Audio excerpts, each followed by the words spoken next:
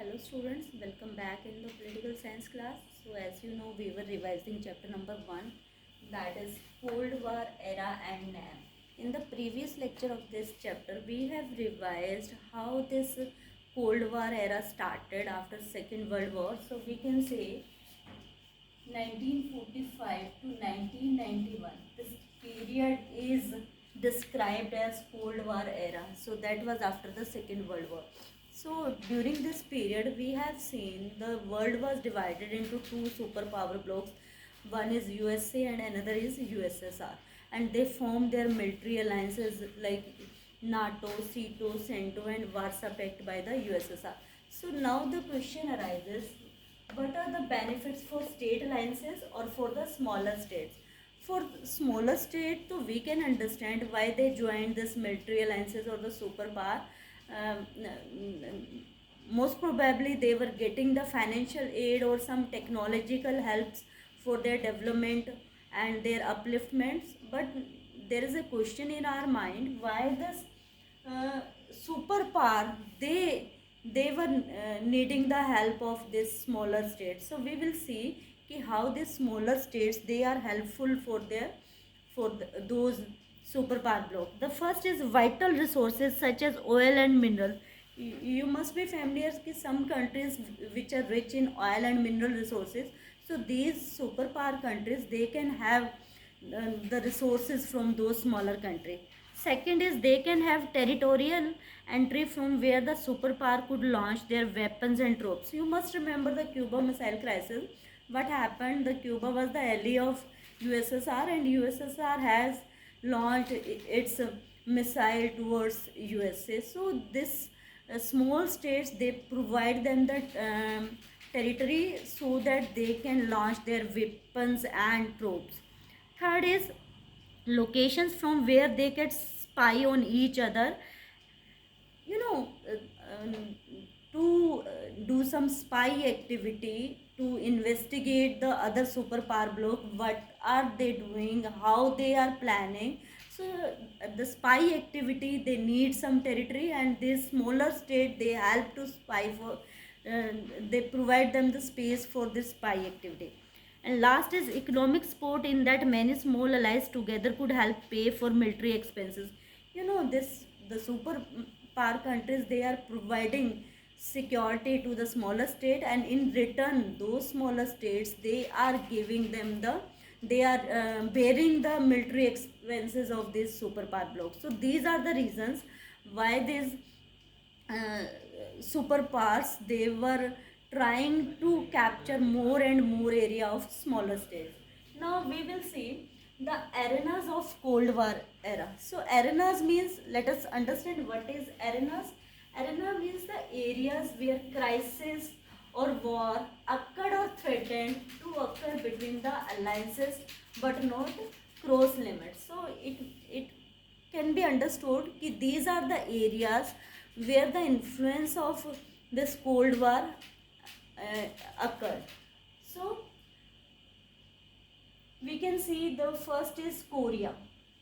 So in Korea there was a war between 1950 and 1953, and there was a war between USA and USSR on this issue of Korea.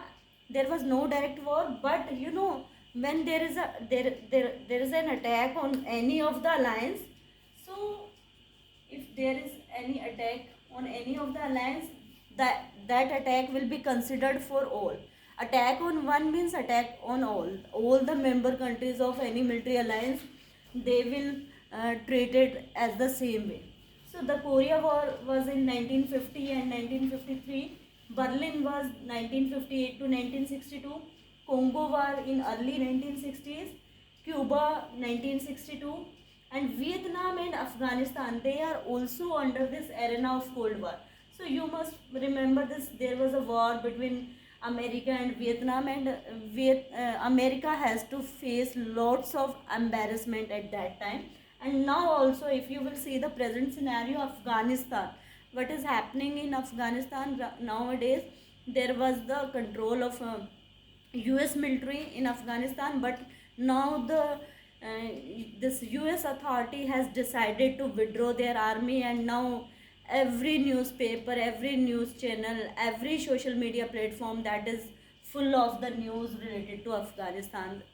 The Taliban is now taking over the Afghanistan. The Talibani government, they have overthrown the Talibani government, and the Taliban, this Afghanistan president, that is Ashraf Ghani, he too fled away to the UAE. So now the entire Afghanistan is under threat and under fear. What will happen? The future is very dark, and this Taliban group, they are trying to prove themselves the next ruling government. So this Afghanistan is also under the arena of Cold War. Now we will see when these two groups were formed, Eastern groups and Eastern Alliance and Western Alliance, more and more competition for collecting weapons or developing more and more atomic bombs or nuclear bombs. So that was a fear for the entire world. If the third world war will happen, that there will be a huge restriction. So to avoid that situation, these two superpower or blocks, they were trying to consolidate the power, and they have agreed on various treaties. So let us see. The first is LTBT. What was that LTBT? LTBT was Limited Test Ban Treaty, and it was signed in 5th August 1963. Signed by USA, UK, and USSR in Moscow on 5th August 1963.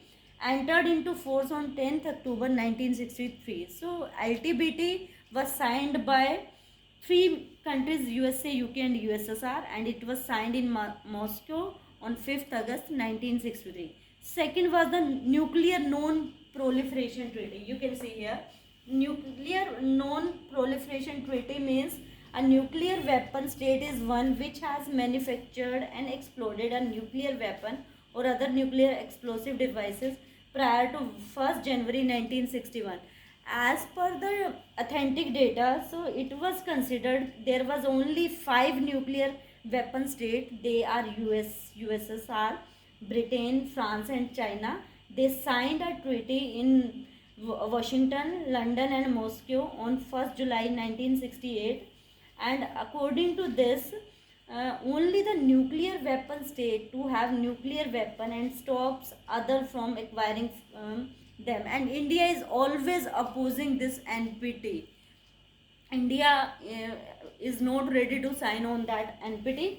And next is Anti-Ballistic Missile Treaty. So there are total two talks about this Anti-Ballistic Missile Treaty, and these treaties and talks were to control the weapons and arms so that world can be at a safer side. So I must say the USA and USSR, they behaved very mature way, and they took the decision very wisely and saved the world for third world war. And this after this disintegration of USSR, so this Cold War ended, and only one superpower left, that is USA. Controlling that Cold War, there are some institutions which played an important role, that is NAM also. In the previous lecture, we have discussed about the, establishment of NAM by the 5 member countries. India was one of the main founder member of this NAM. Jawaharlal Nehru played a crucial role in the formation of NAM. And next, the new economic order. So this new economic order is also helped to balance this Cold War era or the tension between the two superpower. And this neo is based on the ideology that the LDC country, least developed country, they should get some platform to develop themselves, so that they can have access to the international market, they can have the technology at the reasonable prices. These are the some of the provisions for the under this neo. But after some time, this neo lost its momentum due to the stiff competition by the Western countries. So now though we are having only one superpower, that is USA, but if we will look at the present scenario, there is another country, that is China, that is trying to emerge as the second superpower. So that is all about the chapter. In the next lecture we will see you again. Till then, bye bye.